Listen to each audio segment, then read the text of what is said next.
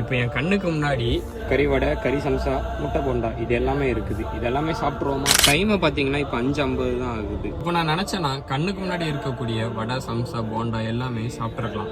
ஆனால் ஏன் சாப்பிடல?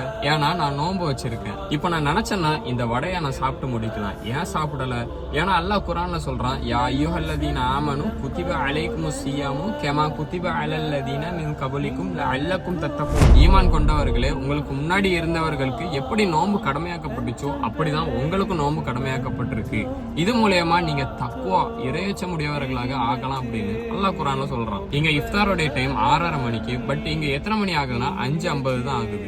இப்போ நான் நினைச்சேன்னா எடுத்து சாப்பிடலாம். ஏன் எடுத்து சாப்பிடல? ஏன்னா அல்லாஹ் மேல பயம் இருக்கக்கூடிய காரணத்தினாலதான் நம்ம எடுத்து சாப்பிடல. ஏன்னா சியாம் அப்படிங்கிறது என்ன அப்படின்னா தடுத்து கொள்றது. அதாவது நம்மளுடைய பல இச்சைகள்ல இருந்து, தவறான பார்வைகள்ல இருந்து, இந்த மாதிரி நம்ம கண்ணுக்கு முன்னாடி நமக்கு விருப்பமான உணவு இருக்கும் போதும் அதை உண்ணாம நம்மளுடைய நஃப்ஸை கண்ட்ரோல் பண்ணி வச்சிருக்கோம் பாத்தீங்களா, அதுதான் தக்குவா.